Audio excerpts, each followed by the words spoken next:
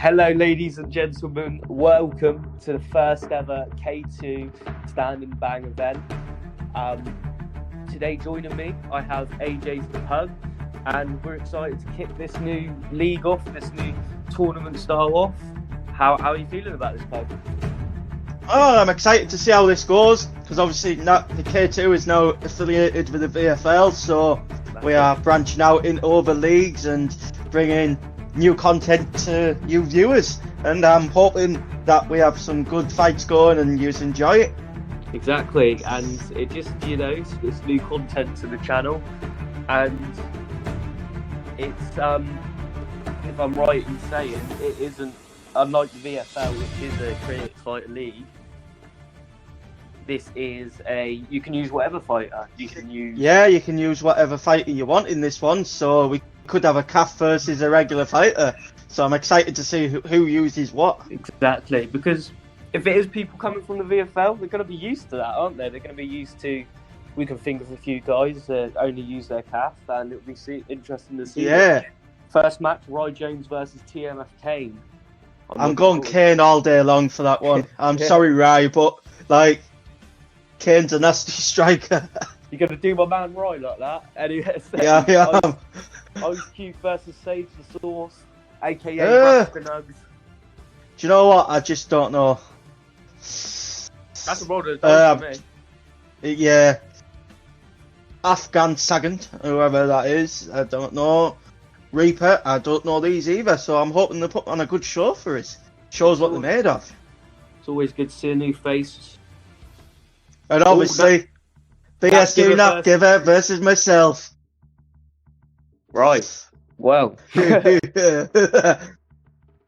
enjoy that fight. That's both of my commentary partners. TMF Mikey Boy versus AJ's Walker. Now this is speak from I can speak from experience. Mikey is a fucking hell of a good striker. Yeah, and that's such a close fight to me. And then we've got the main event, Friendly Nurbert Jew. I'm gonna call him Friendly Jew versus the boss Ross, the man himself. So the man who puts all these together, really. The one to beat. Yeah. So Roy Jones versus TMF, and it's two calves. They've decided to use their creative fighter. I would have been shocked if Roy Jones decided to use a regular fighter. Yeah, I don't think he's only used that creative fighter. I've only ever seen him use the guy with the business in the front, part in the back. Yeah. Look at old DJing. Whatever move that's called, he hits it. 10 out of 10. Yeah. 10s across the board. Rye's got to be careful, Leo, hasn't he? Because obviously we know that TMF trains, Kane should I say, he is going to be training with the likes of Quidsworth. We've got Doctor Who now in there. They've got Honest Jim. So he's got some hell of a good talent to train with. Yeah, there's a deep camp as well. I mean, I don't know them all by name, but I definitely know of the TMF camp, and they're all good guys. And Roy Jones, definitely. He's a bit of a lone wolf out there, but he's competitive, and he's always there. He's always there. Yeah, he definitely is. And I think he's one of these people where top flight should be thinking, you know what? He might not be. He's not going to draw the attention of the big camps, but the likes of top flight, get him in. He can probably teach your members a few things on striking. Kane rocked him there, and there a rock for one as earlier. Roy Jones did wobble Kane with a few elbows up against the fence. He did. He struggled to follow up. The rock. Oh, that's a big. And he drops him again. Do you know what? Rye Jones is impressing me. I didn't expect him to come out and be this successful, but then again he gets caught and Kane's going straight down to the body. A little too wild there, and he got caught straight on the chin. Yeah. I'm liking Roy Jones at the moment though. I feel like he's found his range a bit more than he does tend to in other fights. Yeah, I Seems to be agree with landing that. more, even when they're not big shots and they're hitting the block. 'Cause usually, he finds himself whiffing a few shots. Oh, but Yeah, Kane throws a I little think. disrespect there. Yeah. See, the thing is, a lot of high-level players don't like you coming forward because it's easier to counter and read your opponent if you're not pressing the action. And I think this is how Rye's actually doing better But because he feels like he has to press all the time and he's just sitting back. guys just sort of throwing singular strikes, Yeah. knees, elbows, teeps. You know, a lot of moves indicative of Muay Thai here, but Oh yeah, definitely. not But it's working. going on a traditional Muay Thai game, I'd say. You know, Yeah. And the thing is though, oh, lovely overhand. that was And the perfect thing, timing. and the from thing YJ. and the thing about it being stand and bang, if you're rocking your opponent, they can't take you to the ground. So if you can catch him against the cage, Yeah, and also with stand and bang, there's a lot of times where you're given a breath of life. You know, a lot of times where you could get a critical rock, and all someone would have to do is follow that down with one punch. They can't do that on stand and bang. So oh yeah, definitely. And I sit there, me, I don't flick my stick to get straight back up straight away. I let him get up by himself.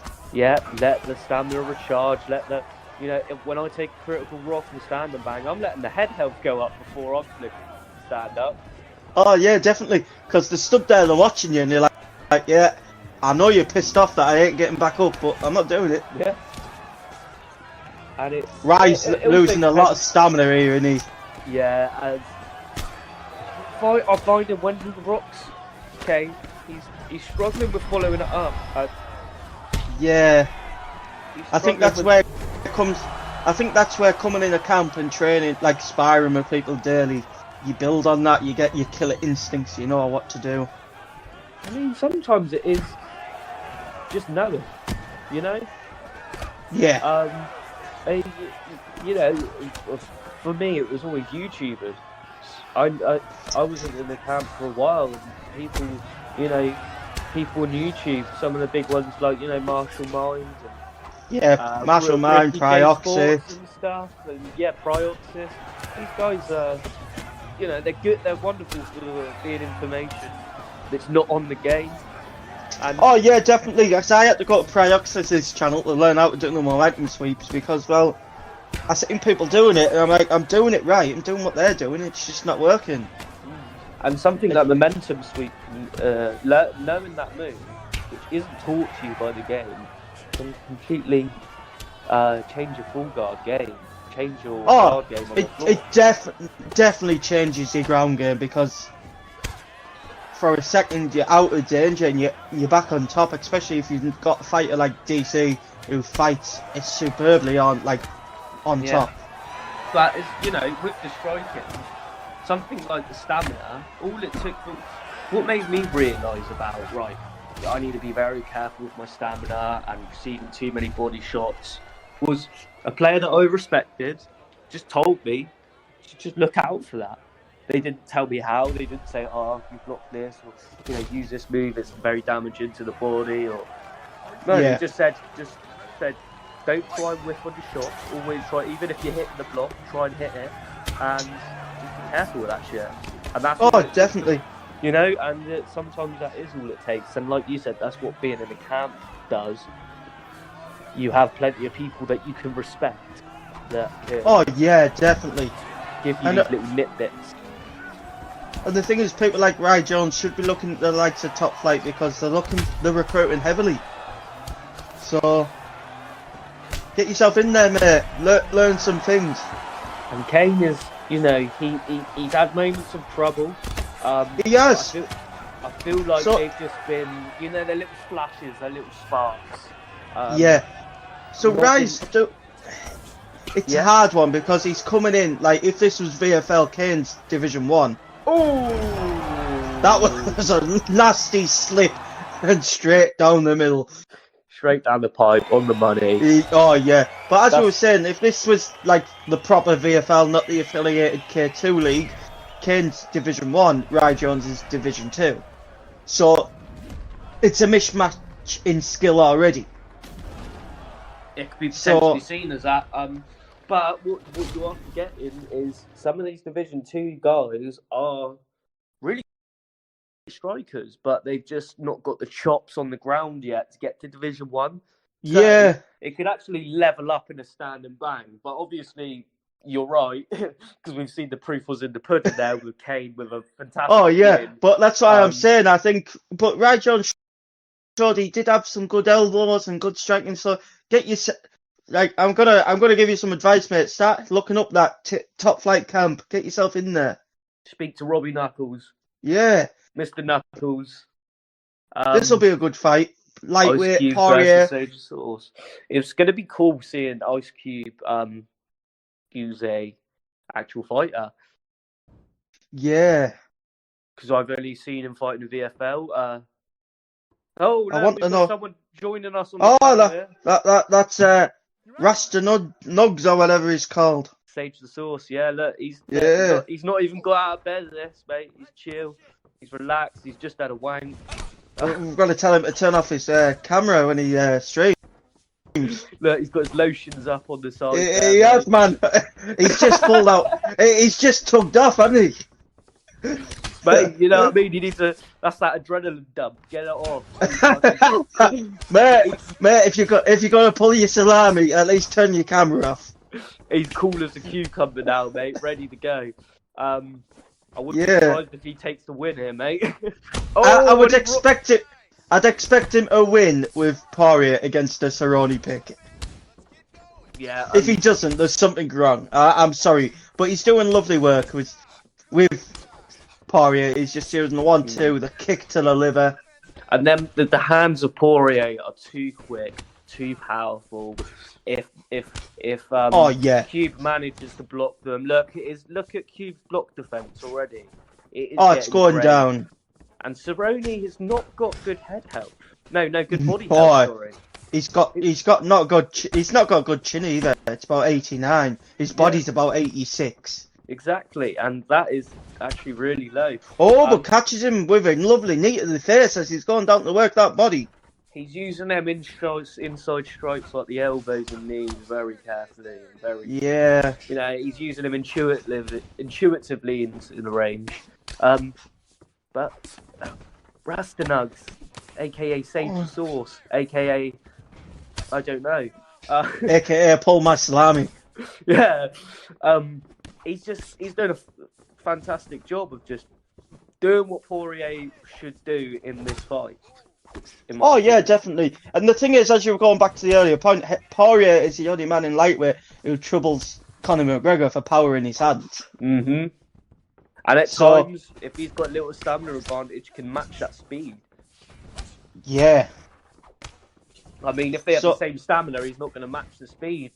But if you play it carefully, it's definitely right. But then again, he's still got a 96 punch speed, so it's not exactly slow. Not at all. But there's just something weird about Conor's, like. Lovely body rock from Cube and Rasta. And he's just using them knees in. Wow, I don't know if he's timing them or if he's just timing. I was going to say he's timing them well as he's going in for the body work. He's just throwing a knee up. But Rastanugs is using good head movement. He's goes. My God. That was nasty. That was a right hook. No, that was it was a right hook. That was a check right hook from Southpaw. As I think look at him. Was going for he's gone back on Pornhub there to pull his salami. Look at him back on his phone.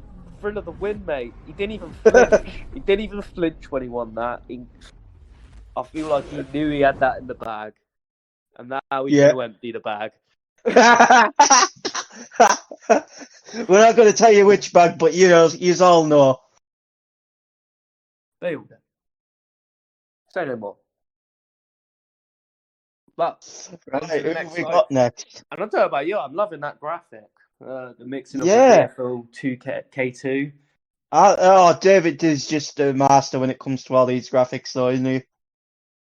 He really is. He makes a dream come true. We've got whoever AFG unit. EFG unit, or whatever that is, against Reaper. We got a Poirier McGregor matchup, which is always fun to see. Yes. I'd like to see Poirier switch stance into that orthodox and work the leg kick straight off, make Conor change stance so his power drops dramatically. Oh, it's featherweight as well. He's went featherweight, Poirier. Oh, he needs to be careful about that chin. Yeah, and, but also they've used the new model McGregor, which He's using the old style McGregor, which has got higher chin. Yeah. He's also I feel like his body kicks, are they a lower move? I think his body kicks are lower, but his hands are better. Yeah. I believe.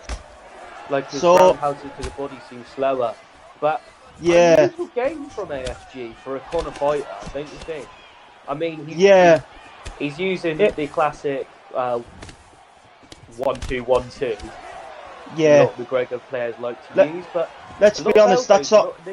I was going to say that's all McGregor uses to really is the 1-2, because he's that quick in hands that you can't really keep up, especially on stand and bang. There's a few things that I'd like. Oh, lovely check hook as he came in. Caught him on that kick. Caught him as Poirier dropped his hand to go for the body. Yeah. Caught him right in the chin. It was all open all day. Yeah, and the thing is, Poirier only has a 90 chin down in featherweight, so he's easily rocked. Ooh. But Reaper's working that body well. And he's not taking damage here. Not really. Well. He's took a bit of chin damage, but like, let's be honest, if McGregor hits you clean anyway, you're going to get rocked. Triples up to the body. But he gets him again, and I think he's got a body rock. Oh, Reaper's really giving him the hurt right now. He's living up to the name, isn't he? I feel like AFG, like you're saying, I just want to see him use Conor a little, scare him a little better. Oh! And he misses the head kick and gets dropped. He does. Oh my, that was picture perfect. I love that dip under the roundhouse kick. Straight away. Because sometimes when you dip under, you can't believe it, and you don't get the counter off quick enough. Oh yeah, definitely. But no, he was ready. He had that in his The thing is, if you look, McGregor's body health is going right the way down. He's lucky that McGregor has a good chin. Oh, once again with that big left hook. His stamina's gone as well, near enough. He's thrown a few combos and his stamina's right the way down. Just for me, AFG just needs to use his hands a bit more. He's not using McGregor how McGregor should be used, especially not like the older model version. Yeah, he needs to be rangy. He needs to make Reaper panic and pressure him against the cage with footwork. Yeah. Cut him off. Use the 1-2, throw the hooks in, the slips. You know what I mean? He's doing none of that. He's making it easy for Reaper. But I've seen people use this McGregor before with a lot of knees and elbows and the 1-2-1-2. Yeah. And it is effective. And if he's used to using that type of McGregor on quick fight, then oh yeah, definitely. But what Reaper is doing, very well. He's being his stamina conservation is very good. Oh yeah. But the thing is, McGregor doesn't really have a massive reach advantage on Poirier, so it's not like he can really stand all the way back and hit him before he comes in. No, but I feel there's certain punches that are going to come out a lot quicker than Poirier's. But it's not now. I was going to say it's not now though, because with his stamina's gone, all his punch speed is gone. This is when AFG, what he needs to do right now is become complete counter striker McGregor, because he can't. Oh yeah, definitely. He can't put the pressure on him. McGregor's great at putting pressure on people. Yeah, but you have to do it. You have to do it early, and you have to get the damage in quick. Ooh, and If you watch Yeah. the likes of Ed Parker use McGregor, he's working that body uppercut in straight away. Yeah. And yeah, I just feel like he needs to almost. Oh, but he rocks his body, and Reaper's pushing forward. As you said, as you were saying before we started, AFG's lucky this was standing bang because he had Reaper just could not finish up. That was one shot and it was done. And with real time on the clock, I would think that was going to be the end of the fight. Yeah. But it's given AFG a breath of new life. And with someone like McGregor, it takes a pull counter and oh yeah, definitely. Uppercut. And doesn't the old style McGregor have recharger as well? Yeah, he does. Yeah, so he'll recover more health and more stamina in between rounds. So he could come out looking pretty fresh. But Reaper's looking so consistent that is he going to lose momentum now? We'll see. Like I said, I feel like I want to see. I was going to say I can't see Reaper losing momentum now and losing. No. But you just never know. I want to see. As you said, it takes one pull counter, doesn't it? Yeah, and that's what I want to see AFG do. I want to see him look for them slip counters, pull counters now, because he's not going to be able to trade with Reaper.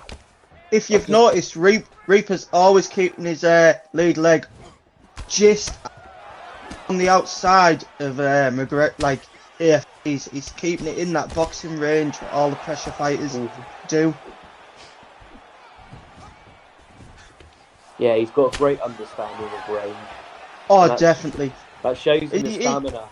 Yeah, obviously, you can't expect to land every single punch, every single kick, but he's hitting 90% of every shot on the block or on the chin. Exactly. McGregor is doing well though at checking them kicks. That's the only thing I can really give positive points to at the minute, because AFG is just getting manhandled by Reaper. He feels comfortable, he's in his flow state. There was a few lovely answer to the ball shots. Yeah. Reaper, like you said, is in that flow state. And AFG had a few shining moments in the first round, a few rocks, but yeah, he did. As you said earlier, if you catch someone with vulnerabilities with McGregor, you're going to do some damage to him. And he's just not been able to keep that momentum. Oh, I love that from Reaper, that little sprinting. Yeah. You've got to be careful with them though, because you can be ducked very easily, and when you're sprinting, if they catch you on the uppercut, it's normally night-night.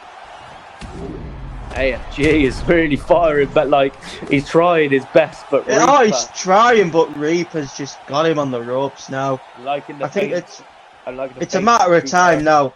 Reaper needs to change stance, because Poirier's got 90 switch stance.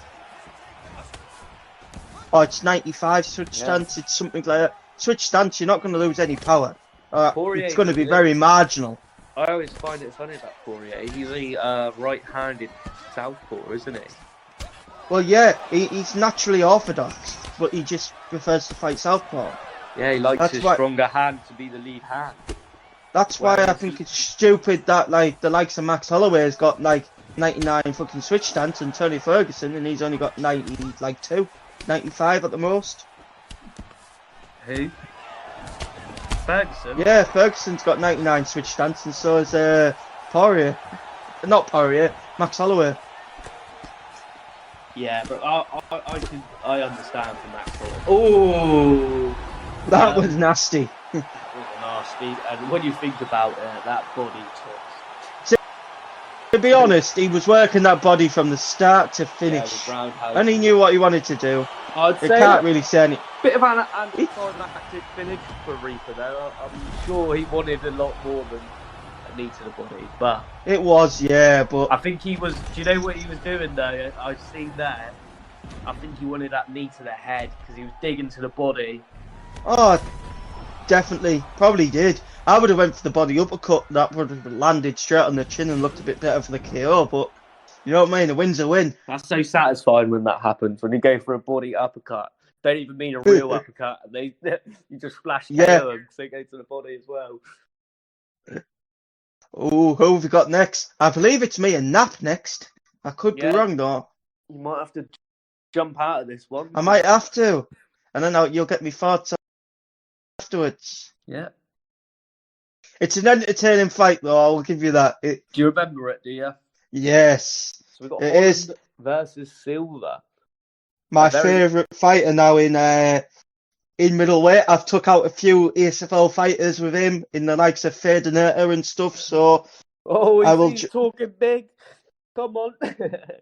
um, he's I'll a jump great. out for now, but I'll speak to you after. I'll speak to you in a bit. And yeah, so this matchup right here is very interesting because we've got a short powerhouse fighter in Wanderlei Silva and a rangy, powerful striker in Kevin Holland.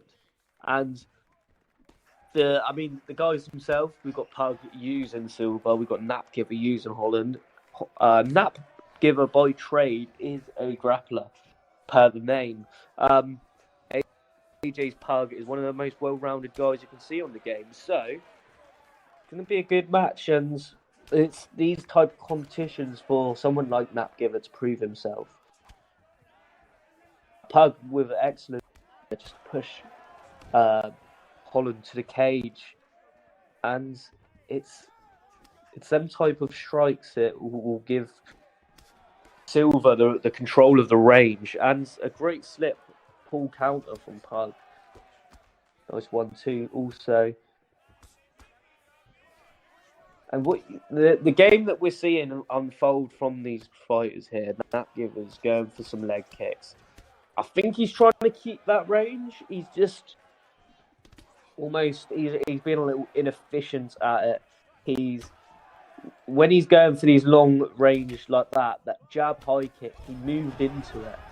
And Pug is doing what Wanderlei Silva should do. He's mixing up his combos nice. He's slipping when the times matters. There's been a few times where Nap has been trying to establish that range, and that was a lovely slip there. He slipped out the way of the spinning kick, dropped to a body straight. And they are the moves. Those are the little transitions that is going to sap someone's stamina. And he catches him with a three-piece combo in the pocket after Holland went for a kick. Silva relieves the pressure. Nice 1-2, and he's rocked him again. It's almost hard to tell. So sudden with Silva's power, and bang! You can't afford to make them a mess like that. Ooh. Oh my!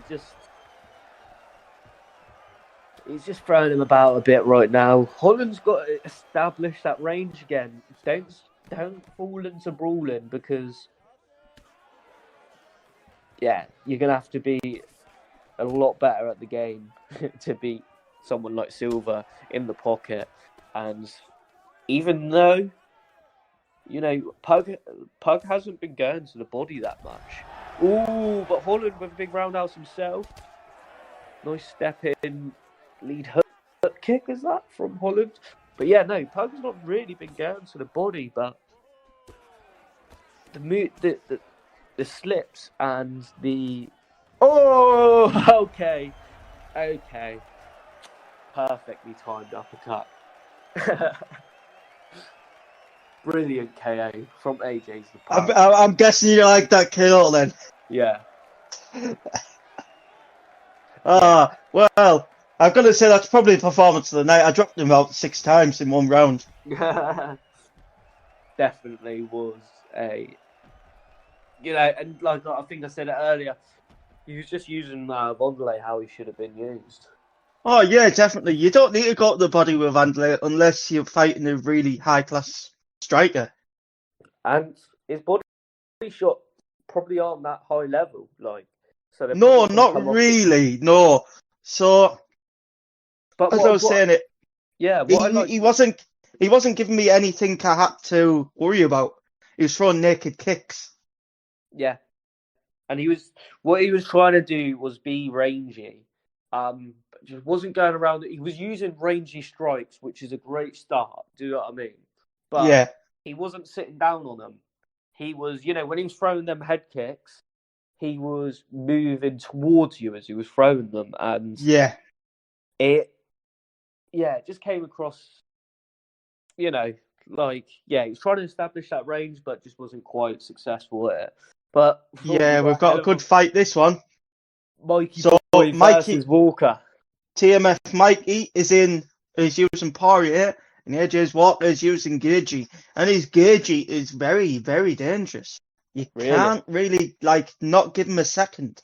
So Mikey's got to be careful. And look at that slip in the pocket. I always say it about Walker.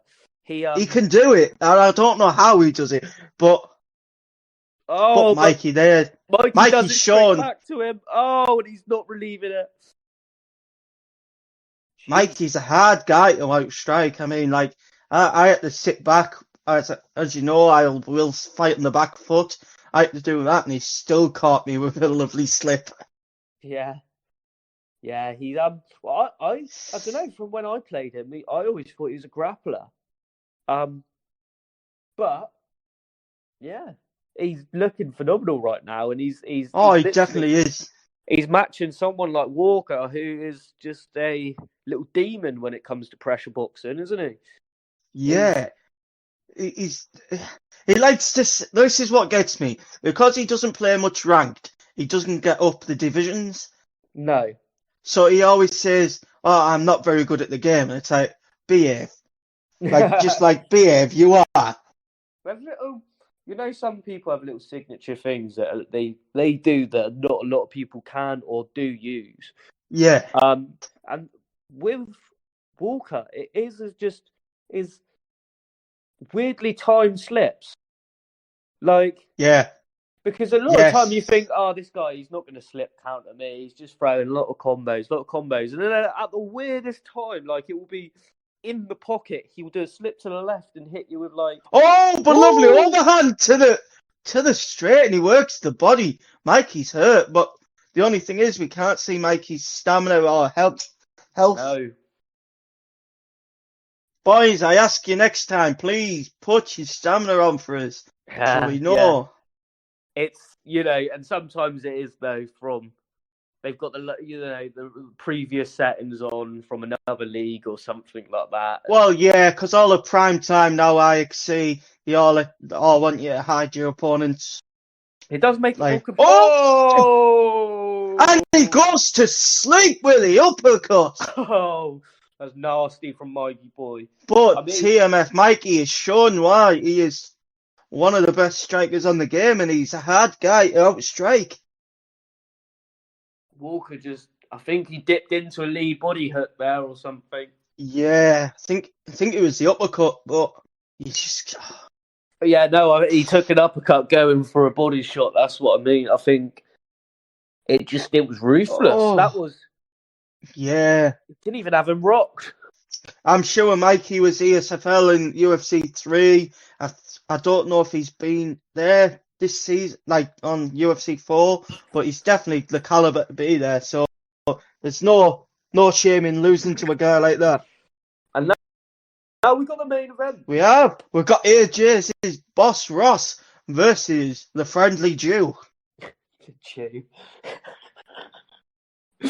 I don't know how to pronounce his full name, so it's just Friendly Jew. I know, but yeah, that's all he's given us. The only word there is Jew. So it's a bit I don't know. Is it wrong? Is it? Is it a bit anti-Semitic? I don't know, mate. I don't know, mate. If it's wrong, please tell us. We need to know, because we're going to be commentating. I don't come from that back, mate. But straight off, respect, and I've never seen Friendly Jew. No, never have I. I can't even say it. But the thing is, he's using Leon, and he's not using the way Leon should be used at the minute. I know it's only early, but he's looking clean though. Yeah, but we all know Boss does what Boss does. I'm waiting for him to pull out that spinning kicks. And then the lead axe kick to Superman punch. This is the thing. It looks like the first time they played each other, and Jew looks good. I mean, he looks really He is clean. He looks looking like a good. high He level is, yeah. striker. And what do we always say? Boss is the high level killer. Yeah. Like, If you're clean, if you're a clean, calculated striker with nice slips and stuff like that, he's gonna find it very hard to fight Boss Ross because yeah. Like, I'm up on Boss Ross like 3 fights, I believe. And if I fight him in well, I have to wrestle him. Simple as that.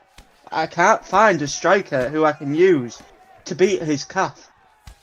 honestly, because his calf is very rangy. He's and it's just like the thing about Boss, he'll throw an axe kick like in boxing Yes. range, but he'll pull it off consistently. Oh, So, definitely he does, yeah. I'm liking the use from Jew though of them teeps. That's straight down. That's Yeah. That's my game. The thing is, that's what I love. I don't know if Friendly Jew would have been better. Maybe Jorge, because he's trying to push the action, and Leon just doesn't have that range to get in before Boss can actually hit him like with a punch. See, I've not really used much of Edwards. How would you suggest using him? Well, Edwards is a great point striker if your opponent's going to be attacking you. Yeah. Because you can use that lead straight to the body kick, sap the stamina, and work off that. So he's quite evasive as well. He's got good footwork. Yeah, but if you're trying to push the action and your opponent's rangey, I found out Leon's very hard to get inside the range if they're good at it. Boss Ross, that spinning kick inside boxing range. Yeah. That's one of his signatures, like. And as you know, Boss is good at keeping the range. Yeah. So I think he's struggling with that. I think he's just picked the wrong fighter to fight Boss with. Other than that, I think he's actually been clean and he's got good striking. Yeah. It's you sort of have to be messy to do better against Boss Ross. Yeah. Is what I've found, and it's, Jew's looking like a very clean technical striker, but it's almost going to work at his own detriment for being so clean. And they're both not losing stamina, really. They're both looking equal at the minute, but apart from Friendly Jew's head's just going down. Because he's throwing naked kicks, and he's struggling to get inside that range. Yeah, definitely. And he's not cutting off that cage. He needs to be throwing the straight or the jab, and then the hook. Oh my god! And Boss with a beautiful spinning roundhouse kick to the head. It is over. My god, that is. And what was that? That is. I hate to say it, yeah, but that's just the high level kryptonite. Because it's what did look. I'll play you through the mind of Friendly Jew because I've been there. I've been that guy. He got rocked by the overhand. When you're playing ranked high level guys and all of that, and you play a lot of ranks, what you think people are going to go do is the 1-2 high kick. So you done. Yeah. You saw it. It was instant for him, and if that was a 1-2 high kick, he would have ducked that. Yeah. And but it isn't from Boss. No, Boss doesn't do that. So after an overhand, who goes into a jab spinning kick? Boss Ross does, and you can't duck that spinning kick. It's like a teep. It just takes it to the face. And that's it. Boss Ross is the K2 champion, I believe, isn't he?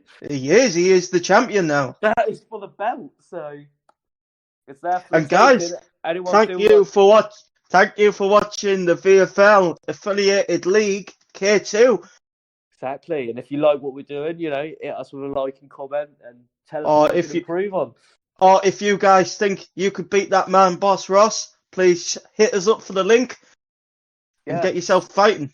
Throw your gamer tag down in the comments and we'll find you.